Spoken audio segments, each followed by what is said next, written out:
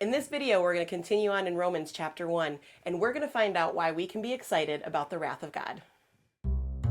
The reading that goes along with this video is Romans chapter 1, verses 18 through 32. So make sure you get that reading in and ask God to speak to you. We're starting out here. Remember, Paul's our speaker in this. He's the writer, he's the author, and he starts off by telling us about the wrath of God.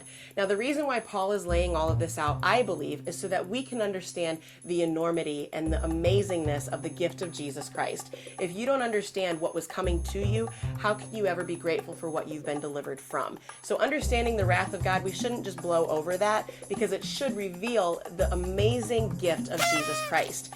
So it also tells you in the first couple of verses here that all of creation is crying out and declaring the glory of God. And so it says that God has shown it to us because since the creation of the world, his invisible attributes are clearly seen and they're being understood by everything that was made. Were you made? Yes. Was I made? Yes. So we can see the invisible attributes of God. It is all declaring his glory and his greatness, calling us to Jesus Christ and calling us to be reconciled to the Father.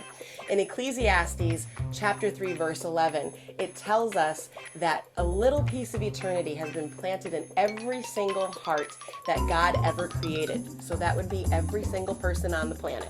All right, so Ecclesiastes, Old Testament, use your table of contents, chapter 3, verse 11.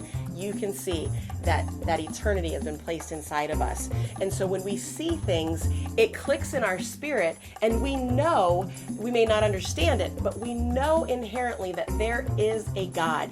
Even people who want to deny him, they know. The reason why people search, they search New Age, they search different religions, because that piece of eternity has been planted inside of them that's always crying out to go back to the Creator. So I want to encourage you today, if you think you've gone too far and that God doesn't want anything to do with you, he is always pursuing you through that piece of eternity that he's placed in your heart. And all of creation is calling out, saying, look at God, look at Jesus. He loves you so much. This sunset he painted just for you, to remind you that he is there, that he is with you, that he wants to be in your life. And for those of us who may have family members or friends who have turned their backs on God, who have denied Jesus, I want to encourage you that God isn't finished with them yet. They may have been trying to drown out that voice. They may have a hard heart, but it's not too difficult for God. I want to encourage you that God is never going to give up on those that are on this planet. He is telling us, he is calling out to us. The Bible tells us that he doesn't want any to perish, and so he is always calling out and pursuing us. So be encouraged today.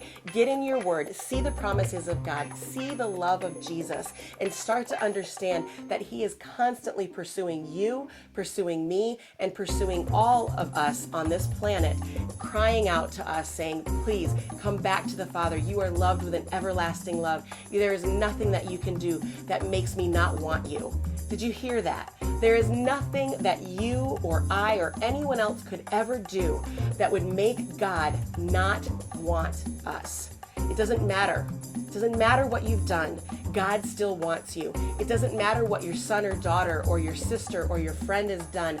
God still wants them. So while we may give up or feel like giving up or see that it's hopeless, God never stops. And we see that through what Paul is saying, that God is always pursuing us, that when we understand what Jesus did for us, why do you think he didn't stop at the cross? He didn't stop before the cross. He certainly hasn't stopped now. So be encouraged today. Get in your word. Find out what God has to say to you, because he's speaking and he wants to be known if only we would seek him. If you enjoyed this video, if you feel encouraged, go ahead and hit that subscribe button, share it, like it, help get the word out so that others can be encouraged in their walk with the Lord, because God is still speaking today and he wants to talk to you. We'll see you next time.